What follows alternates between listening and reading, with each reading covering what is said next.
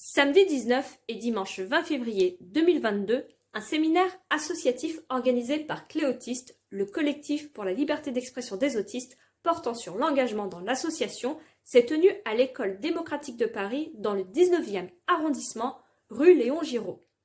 Chloé Rousset, formatrice de l'association Organisez-vous, était chargée d'animer ces 2 jours d'échange.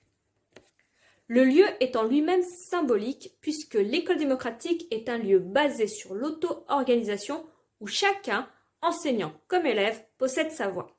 À Cléautiste, nous entendons plutôt le terme de self-organisation au sens d'auto-support, autrement dit, d'une association créée par et pour les personnes autistes, nous offrant la possibilité d'une auto-représentation collective. Lors de ces 2 jours, nous aurions presque pu nous imaginer sur le mode d'une société inversée où nous aurions nous-mêmes renversé les rôles habituels. Nous étions là, assis, à expliciter comment échanger de façon constructive et apaisée, sans rumination ni malaise associé, comme c'est pourtant souvent le cas en société. Tout était vraiment bien conçu, tout semblait limpide et se déroulait naturellement. Outre l'intuition implicite que nous partagions, s'exprimer entre nous était vraiment aisé. Durant les tours de parole, lorsque nous étions invités à donner notre avis, nous pouvions par exemple non seulement développer nos explications, mais également nous exprimer en votant de façon non verbale, en effectuant un signe de la main par un pouce orienté vers le haut pour exprimer notre accord ou orienté vers le bas pour exprimer notre désaccord, et une main agitée de façon incertaine indiquant notre non-positionnement. Plusieurs pauses étaient prévues durant ce séminaire et nous en profitions alors pour bavarder entre nous ou bien pour nous reposer un peu. Pour celles qui étaient en présentiel, les locaux de l'école étaient très accueillants et nous permettaient d'être parfaitement détendus.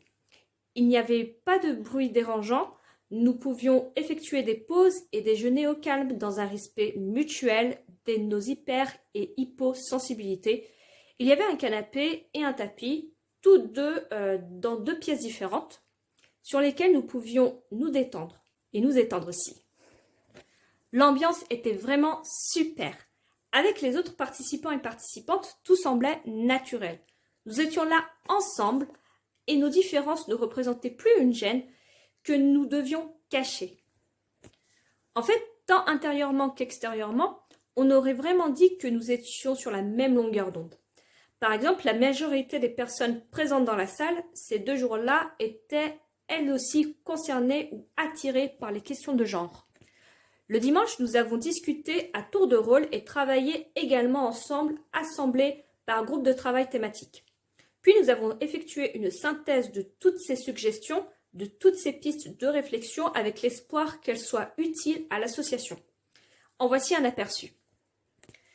Développer encore davantage les liens relationnels, tant in real life, donc en réalité, en vrai, qu'en virtuel, par des camps d'été entre autistes pendant plusieurs jours et en développant les groupes locaux par le biais d'événements réels ou par les chats locaux du Discord.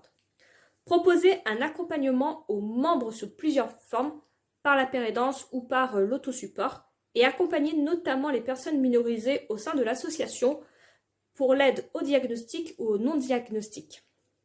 Favoriser l'engagement des membres via un guide simple expliquant le fonctionnement des compétences et par un mentorat entre pairs. Soutenir l'inclusion des personnes autistes en prenant encore davantage en compte leur diversité au sein de l'association via des groupes de parole et plein d'autres choses encore. Alors, associons ces autistes ?